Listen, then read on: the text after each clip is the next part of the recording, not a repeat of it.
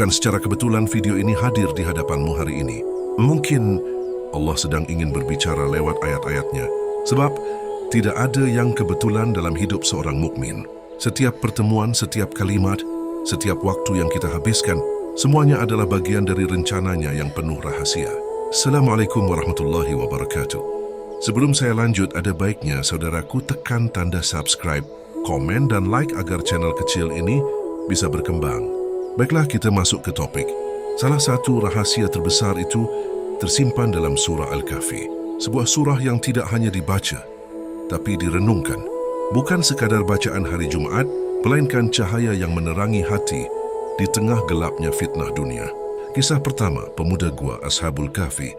Allah mengisahkan sekelompok pemuda beriman yang lari dari kezaliman, meninggalkan dunia yang menolak kebenaran dan bersembunyi di dalam gua. Bukan karena takut, tetapi karena ingin menjaga iman mereka agar tetap hidup. Mereka berkata, "Wahai Tuhan kami, berikanlah rahmat kepada kami dari sisi-Mu dan berilah petunjuk yang lurus dalam urusan kami." QS Al-Kahfi 10. Mereka tertidur selama ratusan tahun, namun Allah menjaga mereka seolah waktu berhenti. Inilah rahasia pertama dari surah Al-Kahfi.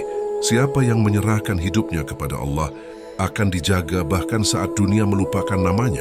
Iman mereka tidak dilihat dari kekuatan, tapi dari keteguhan hati. Dunia boleh berubah, tapi kebenaran tidak pernah mati. Kisah kedua, dua pemilik kebun. Lalu Allah bercerita tentang dua orang yang memiliki kebun indah. Salah satunya merasa megah dengan kekayaannya dan berkata, "Hartaku lebih banyak daripadamu dan pengikutku lebih kuat." Kisah Al-Kahfi 34.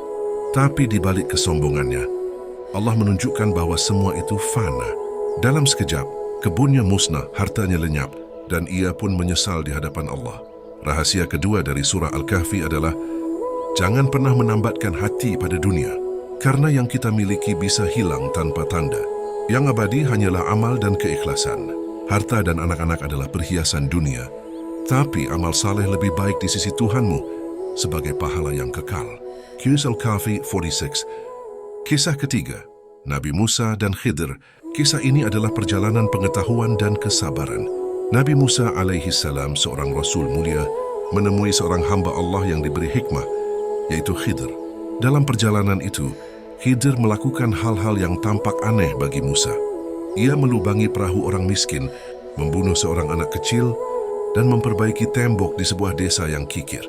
Musa tidak memahami mengapa semua itu dilakukan, hingga Khidir berkata, "Inilah perpisahan antara aku dan engkau. Akan aku kabarkan kepadamu arti dari apa yang kau tak mampu bersabar terhadapnya." QS Al-Kahfi 78.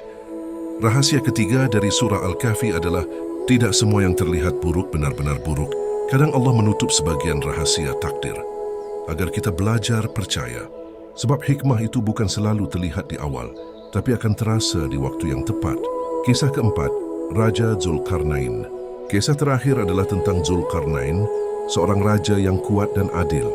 Ia menaklukkan timur dan barat, namun setiap langkahnya ia niatkan karena Allah, bukan karena kekuasaan. Ketika diminta bantuan untuk melindungi manusia dari Ya'juj dan Ma'juj, ia berkata dengan rendah hati, "Bantulah aku dengan kekuatanmu. Aku akan membuatkan dinding antara kalian dan mereka."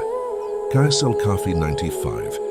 Rahasia keempat dari surah Al-Kahfi adalah kekuatan sejati bukan pada kekuasaan, tapi pada keadilan dan ketundukan kepada Allah. Zulkarnain bisa saja sombong, namun ia memilih menjadi hamba yang tunduk. Inilah puncak kehormatan seorang pemimpin sejati. Rahasia ilahi di balik empat kisah ini. Empat kisah ini bukan sekadar cerita sejarah, melainkan empat jenis ujian hidup yang akan selalu kita temui. Ujian iman seperti Ashabul Kahfi, ujian harta dan dunia seperti pemilik dua kebun, ujian ilmu dan kesabaran seperti Musa dan Khidir, ujian kekuasaan dan tanggung jawab seperti Zulkarnain. Dan di balik semuanya tersimpan satu pesan besar. Barang siapa yang dekat dengan Allah, ia akan selamat dari fitnah dunia, cahaya Jumaat dan perlindungan dari fitnah Dajjal. Rasulullah bersabda, barang siapa membaca surah Al-Kahfi pada hari Jumaat, akan diberikan cahaya yang menerangi antara dua Jumaat. Iqrar Hakim. Mengapa disebut cahaya? Karena surah ini adalah pelita bagi hati, penjaga dari fitnah Dajjal dan tipu daya zaman. Dajjal bukan hanya makhluk yang akan muncul di akhir masa, tapi simbol dari kesombongan, penipuan dan kemilau palsu dunia. Dengan membaca dan merenungkan surah Al-Kahfi, kita sedang memperkuat benteng iman di dalam diri. Pesan penutup, cahaya dalam gelapnya dunia. Saudaraku, jika engkau merasa hidupmu gelap, buka surah Al-Kahfi.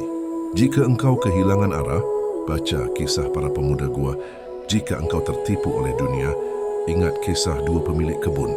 Jika engkau bingung dengan takdir, renungkan kisah Musa dan Khidr. Dan jika engkau diberi kekuasaan atau kedudukan, teladanilah Zulkarnain yang tetap rendah hati. Setiap ayat surah Al-Kahfi adalah pelita. Ia bukan sekadar bacaan, tapi jalan pulang menuju Allah. Maka jangan biarkan hari Jumat berlalu tanpa membacanya, karena setiap ayatnya adalah rahasia ilahi. Setiap kisahnya adalah petunjuk, dan setiap maknanya adalah cahaya yang menuntunmu melewati fitnah akhir zaman. Dan katakanlah, kebenaran itu datangnya dari Tuhanmu. Maka barang siapa yang mau beriman, hendaklah ia beriman, dan barang siapa yang kafir, biarlah ia kafir.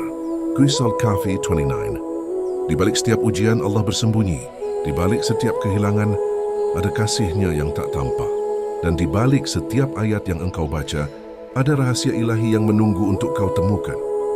Inilah surah Al-Kahfi, cahaya yang tak pernah padam bagi hati yang tetap berpegang pada iman.